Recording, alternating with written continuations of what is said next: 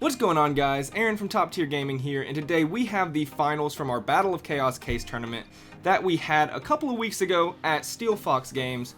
And yeah, this is going to be the finals between the Cyberse Eldlich deck on the left and the Machina Control deck on the right. And this is going to be an interesting matchup because they're two very, on the standard side, heavy trap decks, but the Cyberse Eldlich deck, piloted by my friend Trevor, is, less of a standard Eldlich build. He's actually playing like regular hand traps, as you can see, Ash Blossom, Imperm, and yeah, it's not like standard Eldlich. It can do some combo stuff. It's very, very cool strategy.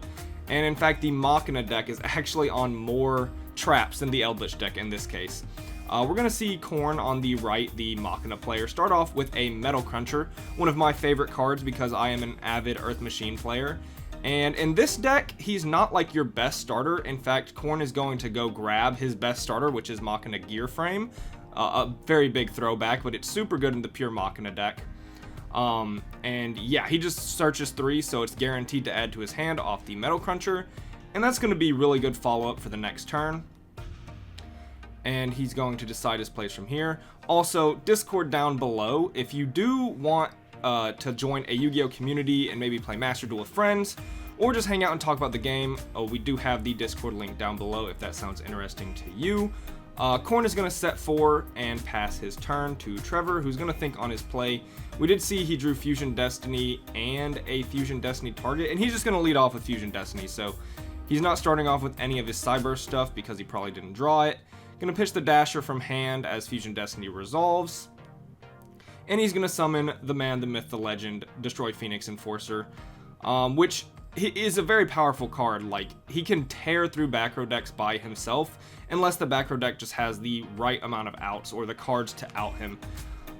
He's just an absolute menace in this matchup. So we're going to see him attempt to, I think, go battle phase here, in which Korn is going to activate Dogmatica Punishment.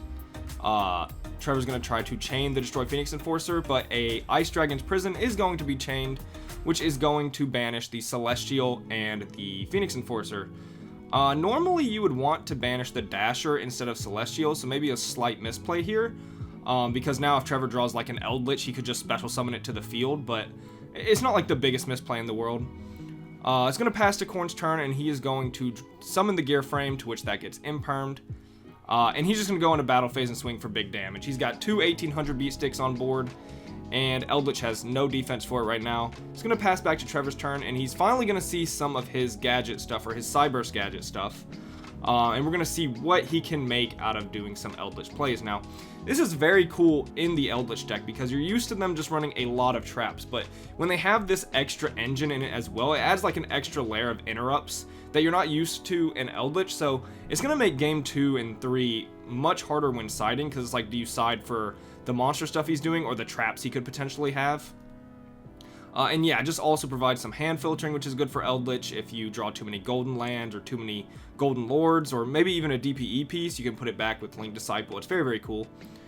He's going to get 2 tokens off the Devotee, which, let's see what he does with these. He is locked into Link 2s and lower now because of Devotee's effect, so we won't see anything super crazy like an Appaloosa, but he's going to go for the Nightmare Phoenix and attempt to use its effect.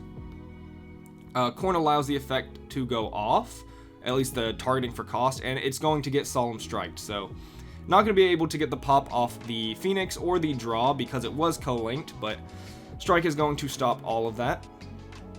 And Trevor is left with a Link Disciple. Korn is going to have another Gear Frame, and Trevor sees the writing on the walls, and it's time to go into the next game here. Straight into game 2.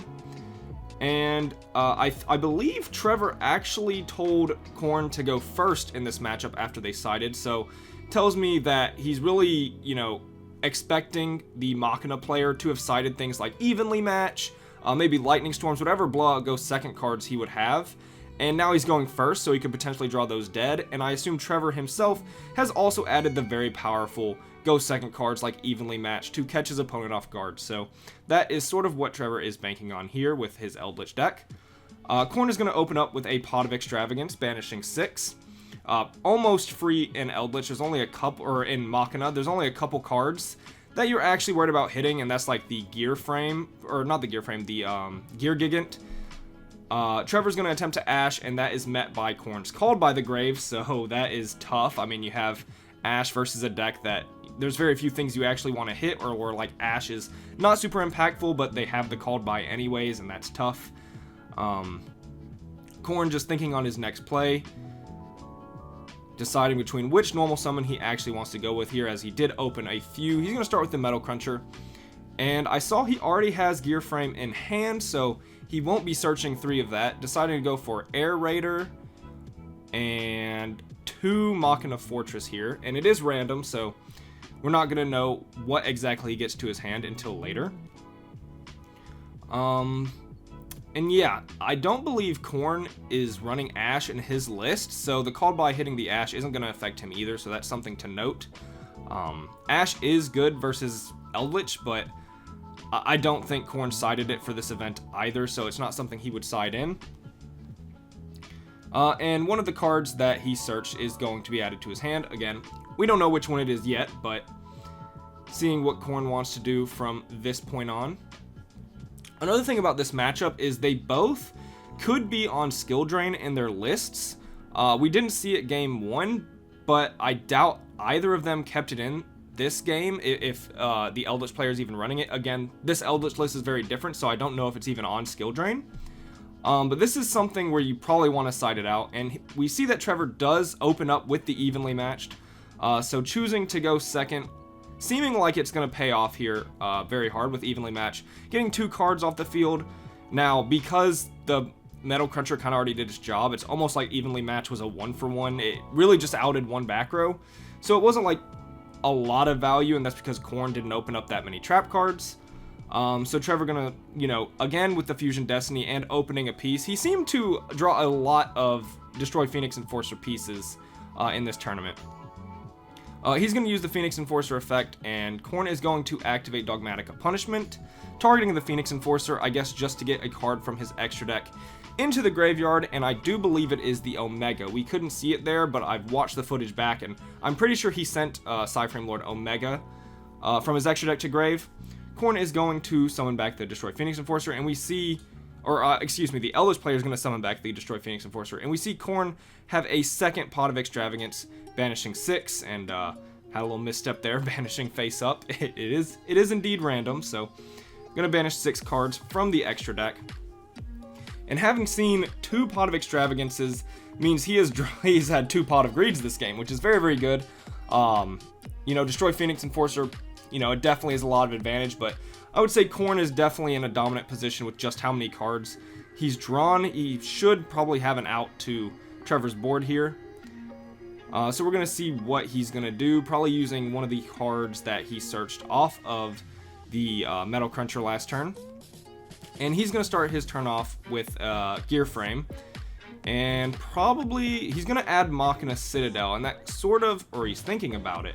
If he does add the Citadel, it sort of tells me that Fortress was the card that was added to his hand instead of the Air Raider. Because pitching Citadel for Fortress is so good, and it really puts the Destroy Phoenix Enforcer in such an awkward position, because DPE and Citadel trade, it's very strange how they trade. They just essentially proc off of each other.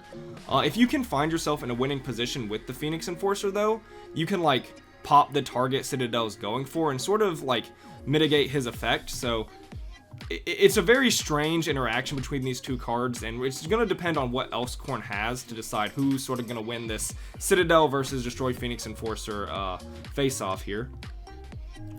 Trevor does have 2 back row to his name, so those could be some very good cards. I believe one of them is an Infinite Impermanent, so at least that's what I think it was. It's strange he didn't decide to negate the Gear Frame, I guess not really knowing what all he can negate in this Machina matchup. But Gear Frame, definitely one of the better ones for sure. So yeah, Corn is going to summon the Machina Fortress. It's going to swing at DPE, to which Trevor is going to use the effect to pop the Fortress, and then that brings out Citadel, and I'm not quite sure Trevor expected that. It doesn't seem like a play you would normally want to do unless he forgot about DPE's effect to lower Fortress's attack, because Fortress was actually 2100 attack there, so he wasn't going to swing over the Destroy Phoenix Enforcer. So yeah, I guess preemptively using the Enforcer there, I don't know if you'd want Citadel to proc in that instance. But he is going to have the Conquistador Sanguine play to pop the Citadel and put his Eldlich engine on board, which is very strong, leaving Khorne with essentially just a gear frame. Now, he still does have that Citadel Engrave, which is almost always going to be procced by the effect of either Destroy Phoenix Enforcer or being run over by battle, unless we see Trevor go for something like a Huaquero to banish it. And Trevor, the effect of DPE did resolve, but then it was banished, or it was returned with Omega, which is why the Destroy Phoenix Enforcer has to actually bring out the Dasher. So Phoenix Enforcer is actually out of the game. My apologies. It's back in the extra deck. So he's going to link off the Dasher and his Conquistador into Dagda and then use the effect of Celestial. Interesting to me, he didn't chain the Dagda unless he has no target in his grave, because if you don't chain Dagda there, then you risk drawing it off your Celestial, which would be tough. But we're going to see him draw Cynet and a Sanguine, which is very good because that's a great pitch for Cynet. And he's going to add Dotscaper to his hand, so he can go for the very cool gadget. I keep calling it a gadget, but it's really just the Cyberse stuff here. Dotscaper is going to bring himself back. At this point, I'm assuming he doesn't have a target for the Dagda because he's just not activating it. Now, interesting is he can't go for any like Devotee plays because Link Disciple isn't pointing to anything. I don't know why I said Devotee instead of Devotee. I mean, that's what I normally say, but this is where we're at right now. So right now, Link Disciple is just a body or a 500 attack beat stick, which is not really what you want, but he does have a lot of bodies on field where he can make some very interesting plays here.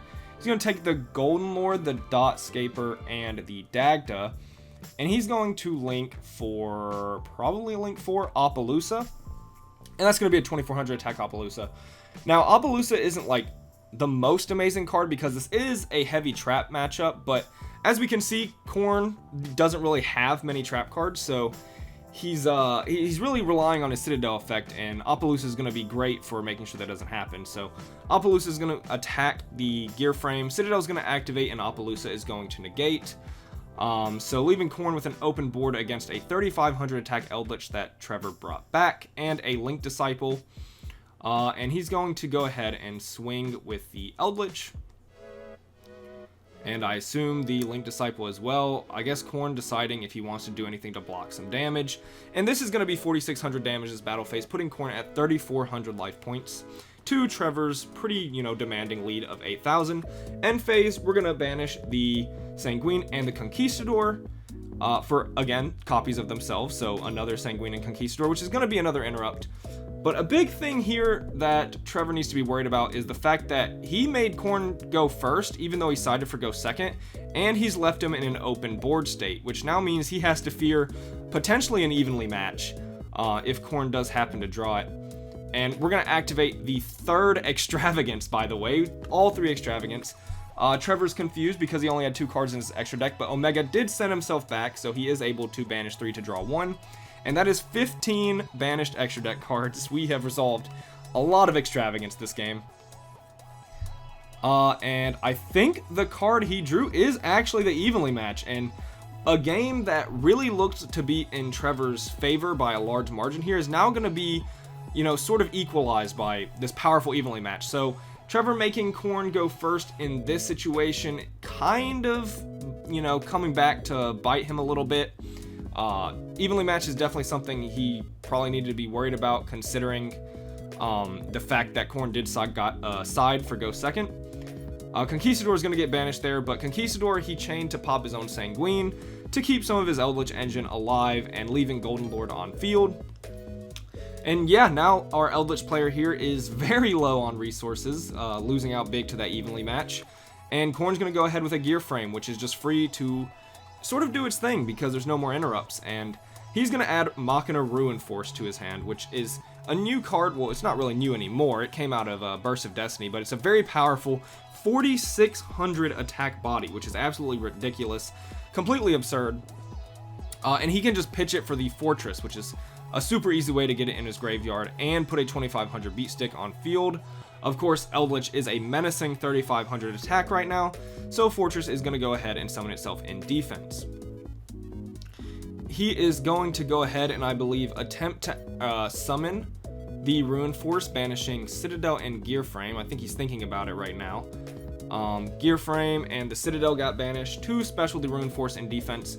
Now, I believe Rune Force's defense is 4,100. I do not know why it has that high of a defense stat. This thing's total stats are 8,700. Like, Eldlich at 35 looks small at this point, so that's pretty tough.